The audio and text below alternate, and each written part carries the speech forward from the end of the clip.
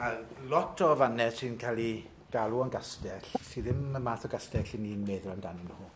Ond mae'n defnyddio'r gair castell, slawer dydd i olygu man lle mae amddiffynfeydd neu walydd wedi codi. Hen geiri, cair. Nawr, os ewch chi Alltmyrddin, mae hen gair ar ben Alltmyrddin. Chi wedi clywed am Garn Goch a bwys Bethlem? Chi wedi bod ar Garn Goch? Do fe? Hen gair mawr iawn ar y Garn Goch, ynddo fe?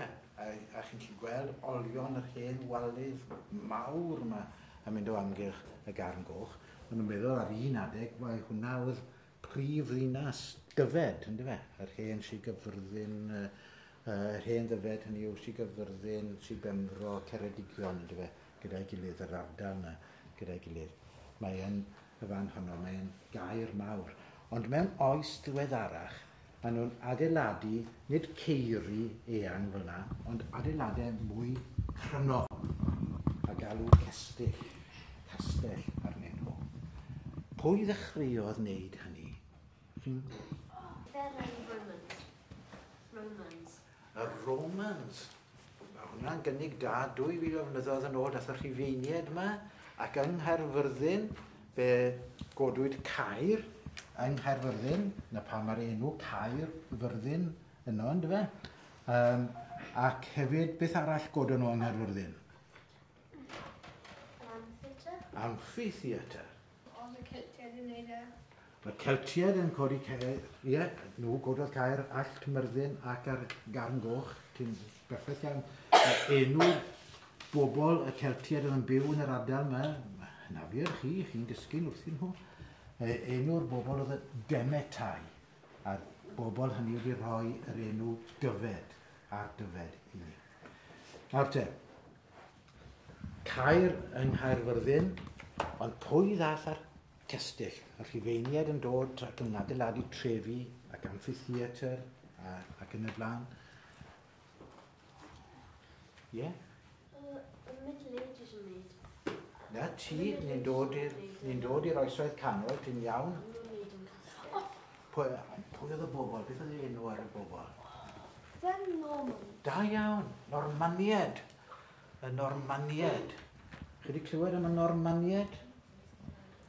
Fe ddeithon nhw draw yn yr oesoedd canol, draw yma rhyw 1000 o flynyddoedd yn ôl, a nhw dechreuodd adeiladu cestyll. Ie?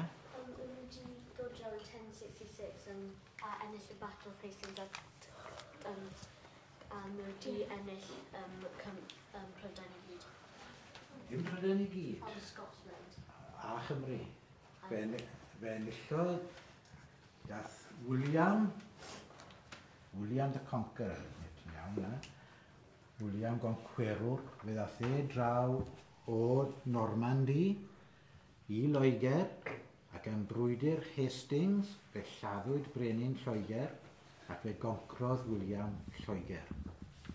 Mewn cwpl o wythnosau fe nath e goncro Lloegr i gyd. Yna fe gymerodd e 200 mlynedd i goncro Cymru. Dechreuon nhw dod yn union syth a trio concro Cymru, ond fe gymerodd 200 mlynedd iddyn nhw'n wneud hynny. Ond nhw'n dod yma ac yn dod ac adeiladu castell. Ond nhw'n dod lan yr afon Tywi ac adeiladu castell yng Nghaerfyrddin. Ond nhw'n dod i'r glannau, pwy fi oedd yn cydweli, adeiladu ar lan y Gwynfor cydweli, pwy fi oedd yn Talachan yn adeiladu castell fyny. Ie? Mae'n Normans, i fel Ffrainc yn dod? Ie, Normandy, Ogledd Ffrainc. Ond pwy o'n nhw'n reiddiol? Y Vicingiad. Chi wedi clywed am y Vicingiad? Vikings? O ie! Rheini symudodd lawr i Normandy, achos ystyr Norman yw Northman. Hynny yw hun o'r gogledd, ynddo fe? Dyn o'r gogledd, dyna yw ystyr Norman. Ac yn Ffrainc, o'n nhw'n cael galw'n Norman, oherwydd bod nhw wedi dod lawr o'r gogledd, y Vicingiad, a nhw wedyn ni dath draw yn 1066 i Loegr.